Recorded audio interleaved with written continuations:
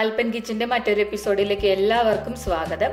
ഇന്ന് ഞാൻ നിങ്ങളെ പരിചയപ്പെടുത്തുന്നത് 1 കപ്പ് റവയും 1 കപ്പ് മൈദാ മാവും കൊണ്ട് ഓവൻ ഒന്നും ഇല്ലാതെ തന്നെ നമുക്ക് എല്ലാവർക്കും വീട്ടിൽ ചെയ്തെടുക്കാൻ പറ്റുന്ന ഒരു ബിസ്ക്കറ്റിന്റെ റെസിപ്പിയുമായിട്ടാണ്. അപ്പൊ ഇത് നമ്മൾ ഫ്രൈ ചെയ്തിട്ടാണ് എടുക്കുന്നത്. നമ്മൾ കടയിൽ നിന്നൊക്കെ വാങ്ങി കഴിക്കുന്നത് പോലെ അത്രയും നല്ലൊരു ക്രിസ്പി ആയിട്ടും സോഫ്റ്റ് ആയിട്ടാണ് ഉണ്ടാവുക. അതുപോലെ ഇതിന് നല്ല ടേസ്റ്റ് ആണ്. നമ്മളിതിൽ കുറച്ച് നട്ട്സ് ഒക്കെ ആഡ് ചെയ്തിട്ടാണ് ഉണ്ടാക്കിയെടുക്കുന്നത്. അപ്പോൾ ഇനി നമുക്ക് വീഡിയോയിലോട്ട് പോവാം. ഇതെങ്ങനെയാണ് ഉണ്ടാക്കുക എന്നുള്ളത് കാണാം.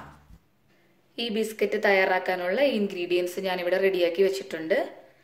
1 കപ്പ് മൈദാമാവ്, 1 കപ്പ് റവ. മൈദാമാവ് എടുക്കുന്ന അതേ സെയിം അളവിൽ വേണം റവ എടുക്കേണ്ടുന്നത്. 1/2 കപ്പ് പഞ്ചസാര, 100 ഗ്രാമാണ് 1/2 കപ്പ് എന്ന് പറയുന്നത്.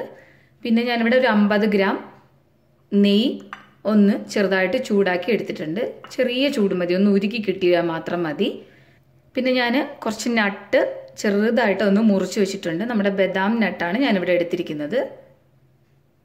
പിന്നെ ഞാൻ എടുത്തിരിക്കുന്നത് ഈ 1 കപ്പിൽ കുറച്ച് ചെറിയ ചൂട് പാലാണ്. അപ്പോൾ ഈ പാലിൻ്റെ മെഷർമെൻ്റ് എന്ന് പറയുന്നത് അങ്ങനെ അളവില്ല. ഞാനിപ്പോൾ ഇത് നമ്മൾ കുടിക്കുന്ന കപ്പിൽ ഒരു 1/4 കപ്പ് എടുത്തിട്ടുണ്ട്. കാരണം ഇത് നമുക്ക് ഇതിലോട്ട് കുഴയ്ക്കുമ്പം അതിൻ്റെ ആവശ്യത്തിനനുസരിച്ച് അളവ് കൂടിയും കുറഞ്ഞും ഇരിക്കും. അപ്പോൾ ശ്രദ്ധിക്കാനുള്ള കാര്യം ചെറിയ ചൂട് പാല് വേണം എടുക്കേണ്ടുന്നത്.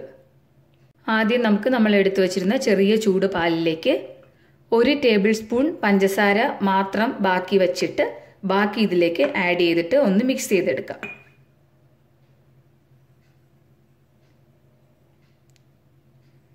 അപ്പോൾ ഇത്രയും മാത്രം ഞാൻ ബാക്കി വെക്കുന്നുണ്ട്. പഞ്ചസാര പാലിൽ നല്ലോണം ഒന്ന് അലിയിച്ചെടുക്കണം. ഇനി നമ്മളൊരു കുഴയ്ക്കാനുള്ളൊരു പാത്രം എടുക്കുക. അതിലേക്ക് നമ്മൾ എടുത്തു വച്ചിരുന്ന റവയും മൈദാ മാവും ഒന്ന് തട്ടി കൊടുത്തതിന് ശേഷം നെയ്യ് ഉപയോഗിച്ചിട്ട് ഒന്ന് കുഴച്ചെടുക്കാം.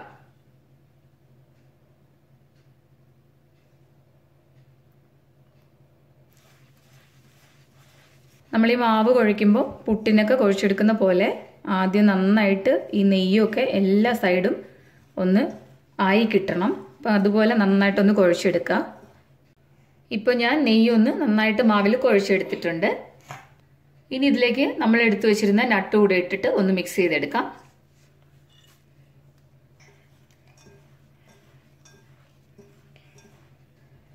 ഇനി ഇതിലേക്ക് നമ്മൾ ഓൾറെഡി തയ്യാറാക്കി വെച്ചിരുന്ന പഞ്ചസാര ചേർത്ത പാല് കുറേശ്ശെ ചേർത്ത് കൊടുത്തിട്ട് കുഴച്ചെടുക്കാം.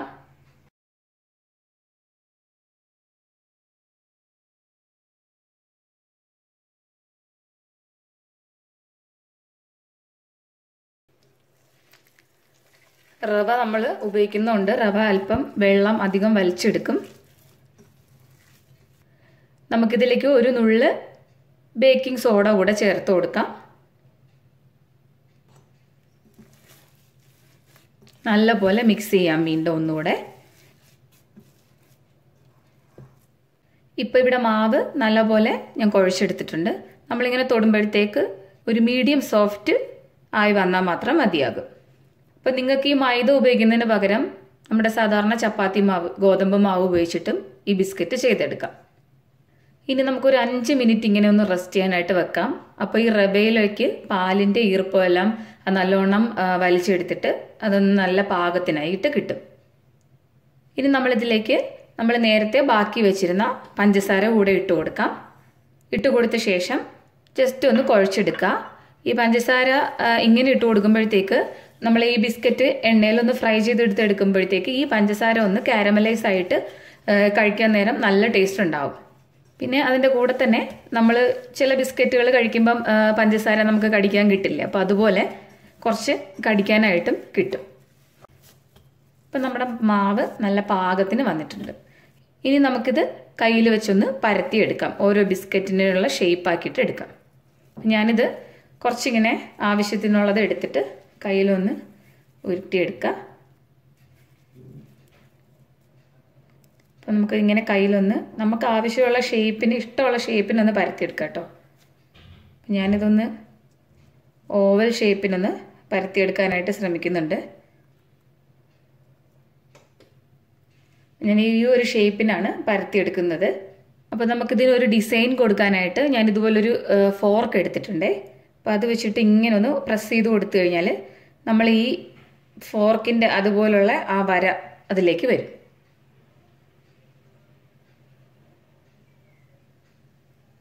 അപ്പം ഇതുപോലെ നമുക്ക് ബാക്കിയിരിക്കുന്ന എല്ലാം അങ്ങോട്ട് ചെയ്തെടുക്കാം. ഞാൻ ഈ ചെയ്തെടുത്തത് ഒരു പാത്രത്തിലേക്ക് എല്ലാം ഒന്ന് മാറ്റി വെക്കുന്നുണ്ട്.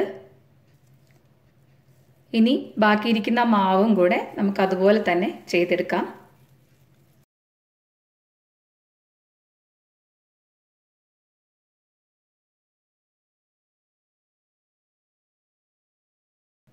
ഞാനിവിടെ ബിസ്ക്കറ്റിൻ്റെ ഷേപ്പിൽ മാവ് മുഴുവൻ ഒന്ന് 2 പ്ലേറ്റിലായിട്ട് പരത്തി വച്ചിട്ടുണ്ട്.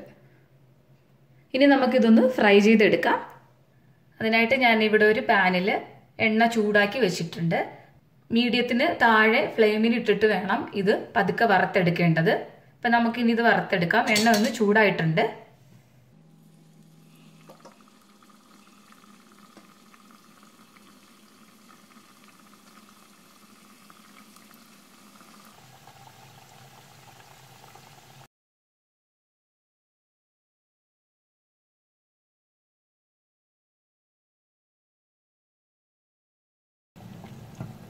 ഇപ്പം തന്നെ നമ്മുടെ ബിസ്ക്കറ്റിൻ്റെ കളറ് ആയി വരുന്നുണ്ട്. അപ്പോൾ ഇനി കുറച്ചുകൂടെ ഒന്ന് മുരിഞ്ഞിട്ട് എണ്ണയിൽ നിന്ന് എടുത്താൽ മതി.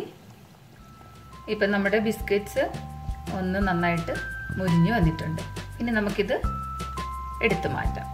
ഞാനിത് ഒരു ടിഷ്യൂവിലേക്കാണ് മാറ്റുന്നത്.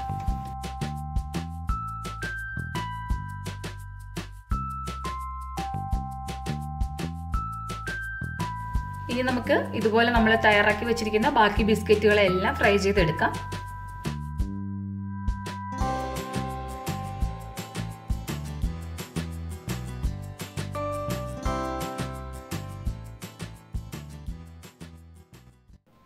ഞാനിവിടെ ഇപ്പോൾ നമ്മുടെ ബിസ്ക്കറ്റുകളെല്ലാം ഫ്രൈ ചെയ്ത് എടുത്തിട്ടുണ്ട്. അപ്പം നമുക്കിതൊന്ന് തണുത്തതിന് ശേഷം വേണം ഉപയോഗിക്കാനായിട്ട് എടുക്കേണ്ടത്. അപ്പം ഞാൻ തയ്യാറാക്കി വെച്ചിരുന്ന ബിസ്ക്കറ്റ് നല്ലപോലെ ഒന്ന് തണുത്തിട്ടുണ്ട്. ഞാനിപ്പോൾ അതൊരു ട്രേയിലേക്ക് മാറ്റിയിട്ടുണ്ട്. അപ്പം ഇങ്ങനെയാവും നമ്മുടെ ബിസ്ക്കറ്റ് ഉണ്ടാവുക.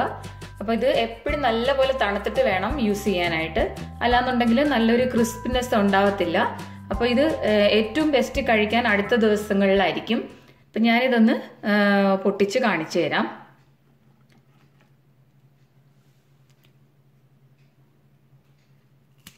കണ്ടില്ലേ, ഇത്രയും ഒരു ക്രിസ്പിനെസ് ഈ ബിസ്ക്കറ്റിനുണ്ടാവും.